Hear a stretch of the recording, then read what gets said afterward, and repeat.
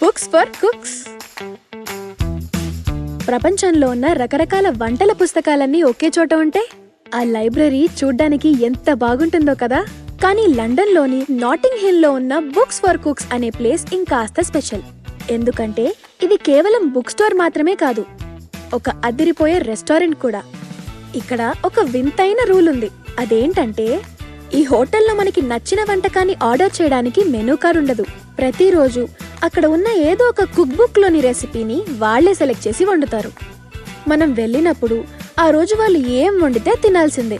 వినడానికి కొంచెం ఇబ్బందిగా అనిపించినా కొత్త రుచులను ఇష్టపడే వారికి ఇదొక మంచి ఎక్స్పీరియన్స్ అనుకోండి.